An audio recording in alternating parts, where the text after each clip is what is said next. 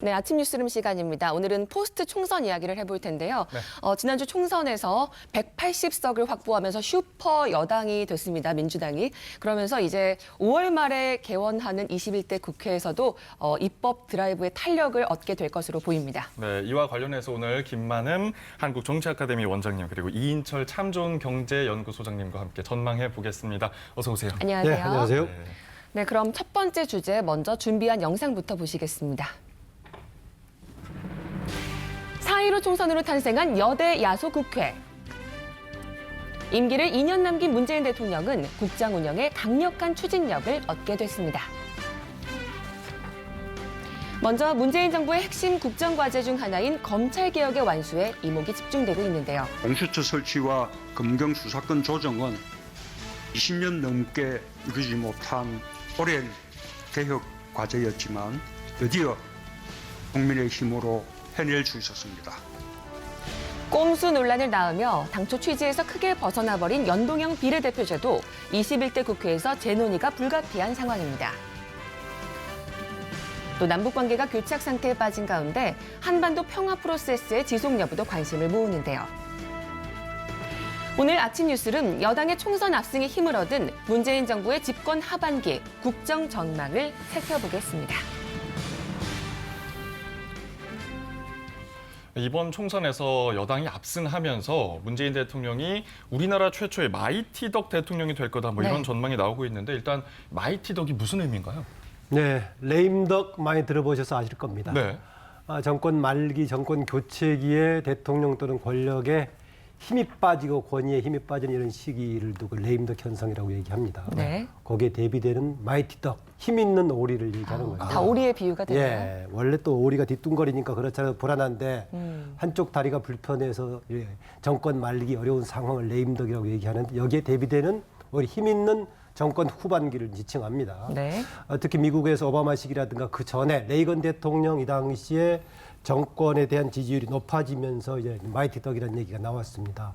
문재인 대통령 최근에 지지율이 58.7% 리얼미터 조사에서 나왔고요. 하루 조사에 61%가 넘기도 했습니다.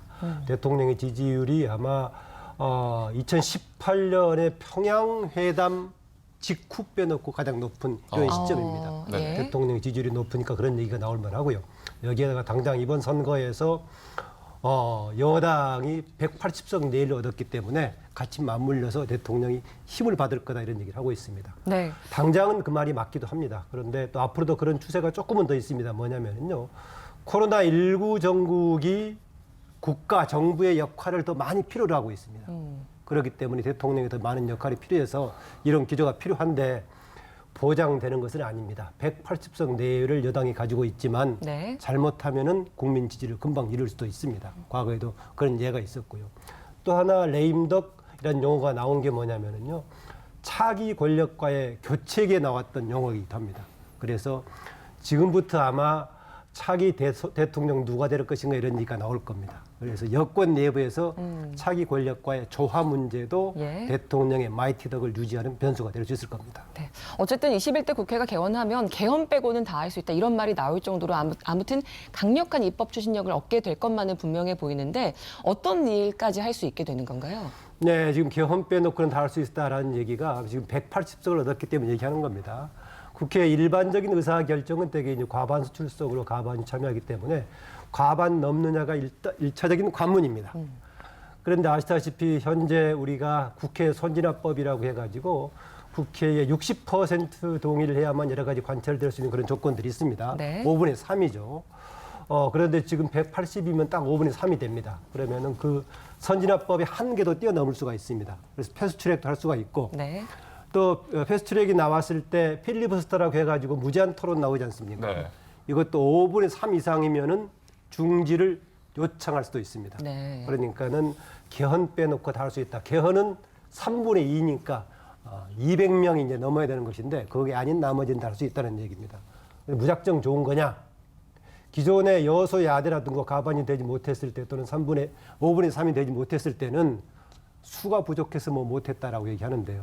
이제 수는 충분하니까 네. 잘못하면은 온전히 여당의 책임이 되는 것이죠. 그렇죠. 꼭 좋은 것만 아니기 때문에 네. 그만큼 책임도 있고요. 또 오히려 소수일 때는 뭔가 무리하게 하다 보니까 충돌도 했지만은 그만큼 포용하고 책임지고 해야 될 그 몫만큼 그것도 더 커진 상황이다라고 볼 수 있겠습니다. 책임의 몫도 더 커졌다. 그렇습니다. 네, 그만큼 뭐 슈퍼 여당이라는 말이 계속 나오니까요. 예. 그렇다면 뭐 연내 설치 약속했던 그 공수처 설치는 무리 없이 진행이 되는 걸까요? 공수처는 일단 입법은 됐고요. 지난 1월에 준비단까지 가동이 됐습니다. 가장 관건은 두 가지가 남아 있습니다. 하나는 이제 가장 중요하다고 보는 공수처장을 누가 임명할 것인가. 네. 특히 공수처장의 성격에 따라서 공수처에 혹시 정치적인 성격이 들어가지 않냐 이런 걸 야당이 걱정이 많기 때문에요. 또 하나 변수로는 지금 위헌 관련 문제를 제기해 왔는데 이 결과가 어떻게 나올지 모르겠습니다. 일단 그 부분은 별도로 하고요. 네. 추진되는데 현재 이 문제 때문에 공수처장 문제를 둘러싸고 국회 내부에서요. 지금 아직 21대 국회가 시작이 된 것은 아닌데 교섭단체 논란이 나오고 있습니다. 왜 그러냐? 공수처장을 공수처장 추천위원회를 통해서 구성하는데 위원이 7명으로 구성이 되어 있습니다. 네. 그동안에 나머지 3사람에다가 4사람은 국회에서 선거를 하는데 네. 2명은 여당 몫이고요. 나머지 2명은 야당 몫입니다. 그런데 7명 중에서 지금 화면에 나오고 있습니다만은 압도적인 절대 다수가 동의해야 됩니다. 6명 이상이 동의해야 되기 때문에 만약에 2명이 반대하면은 공수처장이 임명될 수가 없죠. 야당 몫의 2명이 그 그렇습니다. 중에서 그러면 그런데 만약에 야당의 교섭단체에 여당 성향의 교섭단체 한쪽이 있다면은 네. 한쪽은 현재 통합당 계열이 한 명은 추천하고 또 한쪽은 야당이면서도 여당 성향의 교섭단체가 추천한다면은 예. 여당의 방향대로 처장이 추천될 소지가 있는 거 아니겠습니까? 그렇죠. 그럴 가능성이 그래서 있겠네요. 야당이 어떻게 될지 몰라서 지금 현재 애초에 비례 유성 정당들이 선거 끝나고 나서는 본 정당에 당연히 통합할 거다라고 얘기하고 있는데 이런저런 얘기가 되고 있습니다. 물론 지금 민주당에서는 비례 유성 정당이라고 했던 시민당과 별도로 교섭단체를 구성하는 것이 아니라 하나의 당으로 통합할 거다. 네. 애초에 약속처럼 얘기는 하고 있는데 적극적으로 통합을 추진하겠다 정도만 얘기하고 있어가지고 상황에 따라서는 혹시 혹시나. 어떻게 할지도 모르는 좀 유동성을 남겨놓고 있긴 합니다. 예. 그래서 공수처장은 일정만 남아있고 원래 예정대로라면은 7월 중순경에 공수처를 이제 출범시키기로 돼 있는데 네. 현재 이제 지금 공수처장 구성에다가 아까 앞서 말씀드렸던 이제 통합당에서 위헌 문제를 제기해 놓고 있기 때문에 이게 과연 어떻게 나올지 좀 변수로 남아있긴 합니다. 네. 지금 검찰 개혁도 사실 지금 이루어지고 있는 상황인 거잖아요. 근데 네. 그뿐만 아니라 국정원 개혁이나 권력기관을 개혁하겠다고 대통령도 천명한 바가 있잖아요. 이건 네. 어떻게 진행이 될까요? 권력기관 개혁 관련해서는 검찰 개혁과 맞물려 있는 게 되게 경찰청 관련인데요. 경찰 관련 부분이 그 수사 기소권 조정 부분이 일정하게 지난번에 법안이 개정이 돼가지고 통과가 됐습니다. 네. 형사소송법하고 검찰청법이 개정이 됐습니다. 나머지 관련된 법들이 남아 있습니다. 경찰법이 남아 있고요. 네. 또 이제 부분적으로 경찰의 권한이 커지기 때문에 자치경찰제를 좀 확인한 것이 있습니다. 그럼 자치 관련된 부분도 개정이 돼야겠고요. 또 우리나라에서 중요한 권력기관이라고 얘기하는 국정원.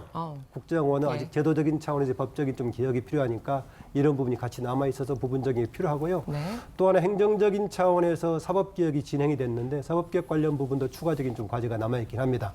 일부에서는 검찰개혁을 상당히 강하게 얘기하고 있는데 사실상 검찰개혁 관련된 부분, 제도적인 부분은요.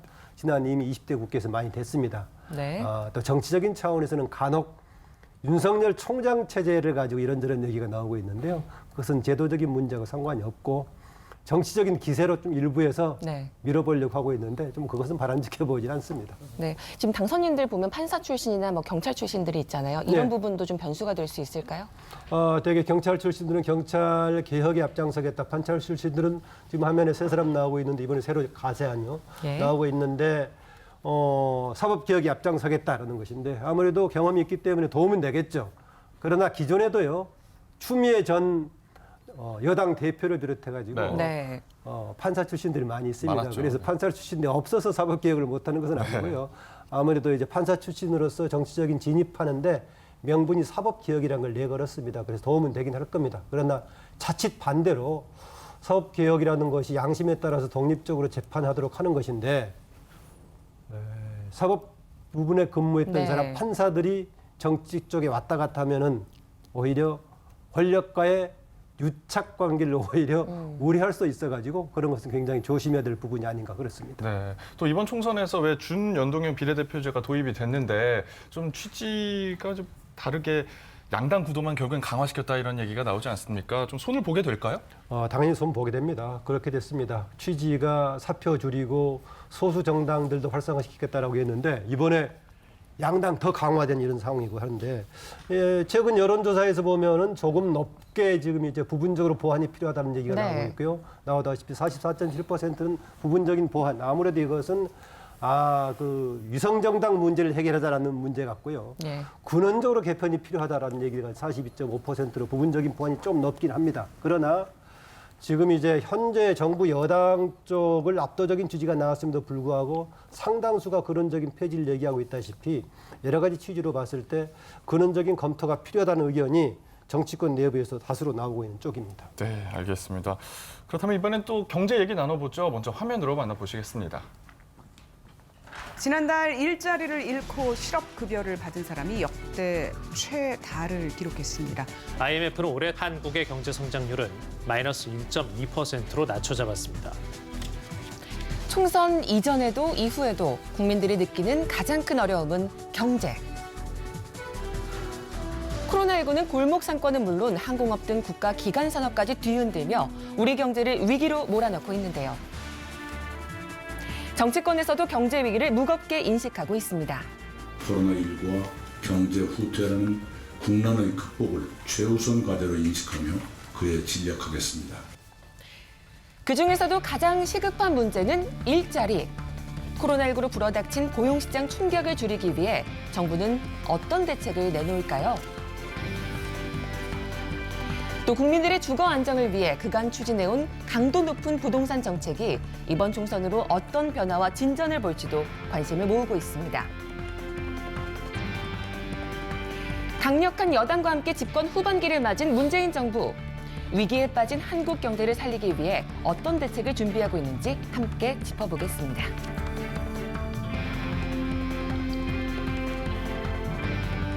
정치 개혁이다, 사법 개혁이다 해도 가장 피부로 와닿는 건 경제 문제거든요. 맞아요. 일단 소장님 긴급 재난지원금 얘기부터 해볼까 하는데 어떻게 전망하십니까? 미국은 네. 재난지원금이 통장에 입금이 됐어요. 드디어 그렇군요. 피부에 네. 닿았군요. 독일은 신청하면 3일 만에 지급이 됩니다. 예. 근데 부러우면 지는 건데 부럽죠. 우리는 이 논의가 지금 산으로 가고 있습니다. 정부는 계속해서 기존 안을 고집하고 있어요. 앞서 확인하셨던 것처럼 기획재정부라는 부서의 특성상 예산을 관리합니다. 코로나가 단기전이 아니다. 장기전이기 때문에 재정 여력을 비축해야 한다라는 거예요. 그래서 소득 하위 70% 가구, 4인 가구 기준 100만 원 지급합시다라는 안을 일단 2차 원포인트 추경으로 국회에 제출했습니다. 이후가 문제인데요. 국회로 가면 누가 이제 의견을 조율할까요? 야가 조율을 해야 되는데 네. 여야가 총선 전후 입장이 좀 달라졌어요. 총선 전만 하더라도 네. 지금 민주당의 경우에는 상위 30% 왜 뺍니까? 다 줍시다. 가구당 다 줍시다였고요. 그리고 통합당은 그럴 필요 있어. 전 국민 1인당 50만 원 화끈하게 씁시다. 네. 였거든요. 근데 이 총선 이후에 지금 통합당의 분위기가 심상치 좀 않습니다. 달라졌죠. 컨트롤 타워가 비었어요. 예. 그러다 보니까 우리는 빚내서 주자는 얘기는 아니었는데 라고 말을 싹 바꾸고 있어. 그러면서 다시 정부 안쪽에 통합당이 무게를 실어주고 있습니다. 네. 자, 그러다 보니까 지금 민주당은 이 총선 과정에서 공약을 했잖아요. 공약을 같이 했으니까 준수를 해야지라고 하면서 이제 야당을 압박하고 있지만 그러면 지금 어차피 정부의 안이 국회에 와 있는 만큼 2차 이 원포인트 추경은 9조 6천억 원 상당이에요. 네. 그 상한선을 맞출 테니까 그러면 가구당 100만 원이 아니라 80만 원으로 최대 금액을 좀 낮추게 되면 네. 빚내지 않고 할 수 있지 않느냐라는 논리인데 어쨌든 그럼에도 불구하고 이 지금 논의가 계속 지연되다 보니까 정말 20대 국회에 이게 종료되는 게 맞아? 정말 다음 달에 받을 수 있어? 예. 이렇게 이제 국민들의 원성이 더 커지고 있습니다. 네, 근데 경제 문제 중에 또 가장 중요한 문제가 바로 일자리 문제가 아닐까 싶습니다. 지금 문재인 대통령 역시 핵심이 일자리다 이렇게 아주 강하게 지금 강조를 하고 있는데 어떻게 좀 풀어질 거라고 전망을 하세요? 지금 그렇습니다. 상황은 지금 아주 심각한가요? 가장 우려했던 대목이 바로 일자리예요. 일자리, 코로나가 일자리를 삼켰다라는 표현이 정확합니다. 지금 미국은 한 달 만에 2,200만 명의 실업자가 발생을 했어요. 우리도 상황이 녹록지는 않습니다. 사실 일자리가 있으면 경기가 어려워도 버틸만 하거든요. 그런데 네. 3월 지표를 좀 보게 되면 지금 보시는 것처럼 지난 2월만 하더라도 거의 뭐 50만 개 가까운 일자리 49만여 개 늘었었는데 한 달여 만에 19만 5천여 개 일자리가 사라졌어요. 절벽이네요. 그렇습니다. 거의 뭐 70만 개가 넘는 일자리가 이제 허공으로 날아간 셈인데 누가 어떤 일자리가 줄었을까요? 이게 일단... 보통 보면 연령대별로 보게 되면 60대를 제외하고 전 연령대가 줄었는데 네. 20대 타격이 가장 커요. 20대. 17만여 명 이상이 일자리를 잃었습니다. 아르바이트 같은 그런 그렇습니다. 왜냐하면 지금 뭐 예를 든다면 이제 극장 같은 경우에도 3분의 1 정도는 폐관을 하고 있어요. 자, 일시적으로 이렇게 이제 접촉해서 서비스 업종에 했었던 도소매 업종, 음식 숙박 업종, 그리고 이제 교육 서비스 업종에서 10만 건 이상의 일자리들이 사라졌습니다. 이러다 보니까 집에 가서 잠시 쉬십시오. 일시 휴직자가 126만 명이 급증을 하고 있는데 이런 사태는 저는 잘 보질 못했습니다.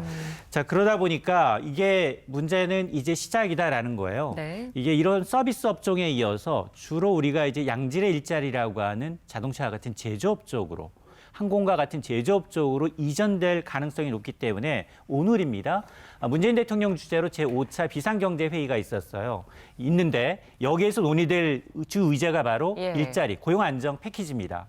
크게 한 4가지 정도가 논의가 될 것으로 보이는데 네, 화면에 보이네요. 그렇습니다. 화면 보시는 것처럼 적어도 이 고용을 유지한 기업에 좀 인센티브를 주는 방안, 네. 그리고 실업자한테 직접 지원하는 방안, 그리고 새로운 일자리를 만드는 방안, 그리고 이 고용안전망 사각지대를 좀 지원하는 방안이 담길 것으로 예상이 됩니다. 야, 뭐 경제 전반적으로 뭐 문제가 다 심각하니까 뭐 일자리뿐만 아니라 이번에 또 부동산 시장 얘기를 해봐야 할 것 같습니다. 정부가 추진하는 다주택자 종부세 강화. 여기에도 좀 힘이 실릴까요? 그렇습니다. 정부가 이제 부동산 시장 안정을 위해서 그동안 19차례에 걸친 부동산 대책을 내놨고요. 네. 그럼에도 불구하고 좀 불안했어요. 저금리 기조, 유동자금이 워낙 많기 때문이었는데 코로나가 일단 집값은 잡아줬습니다. 자, 총선 이후의 집값은 과거의 흐름을 보면 어떨까요? 과거에 한 4차례 2004년부터 17대부터 20대까지 총선 전후의 집값 흐름을 보시고 계신데 20대를 제외하고 대부분 총선 전 3개월 정도는 집값이 꾸준히 올랐어요. 그리고 총선 이후에 둔화됩니다. 네. 왜일까요? 이게 선거 전에는 승리하기 위해서 부동산 정책, 개발 정책을 남발하거든요.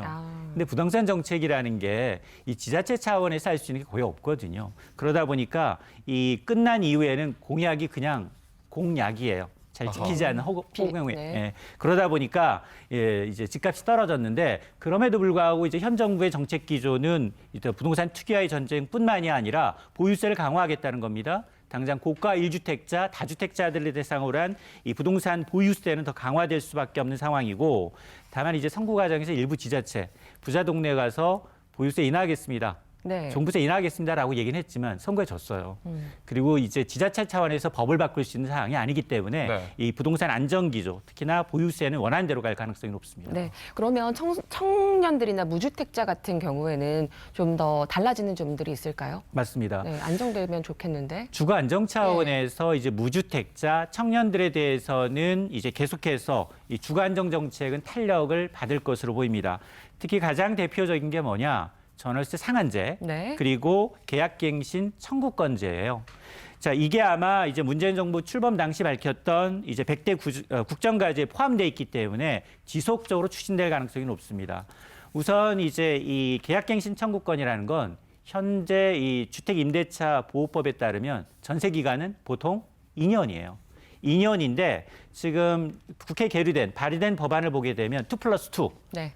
세입자가 원하면 2년이 아니라 최장 4년까지 그리고 3+3 최대 6년까지도 살 수 있는 법안이 지금 발의가 돼 있는 상태입니다. 이런 것들이 이제 계속 추진될 가능성이 높고 물론 그러면 지금 나 한 2년 더 살았는데 앞으로 내가 원하면 뭐 법이 통과되면 3년 더 사느냐? 그거는 이제 시행일 이후에 가이드라인이 나오면 기존 이제 소급하지는 않거든요. 보통 이제 네. 이 가이드라인 이후에 확정이 되면 확인이 가능합니다. 아, 네. 네. 이렇게 정말 짧은 시간이지만 저희가 국정과 경제 전망을 좀 짚어봤는데 마지막으로 좀 간단하게 원장님 21대 국회에 한 말씀 부탁드립니다. 예, 21대 국회 무엇보다 여당의 막중한 책임이 있다. 180석 내가 되기 때문에 그렇고요. 여당의 최고위원 김혜영 의원 이번에 부산에서 낙선을 했는데 낙선한 최고위원님 부탁을 뭘 했느냐. 네.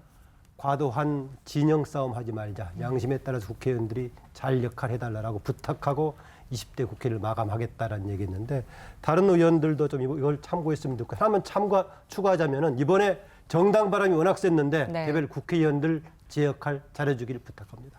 네, 저희도 부탁드리겠습니다. 두 분 말씀 오늘 여기까지 듣겠습니다. 고맙습니다. 감사합니다.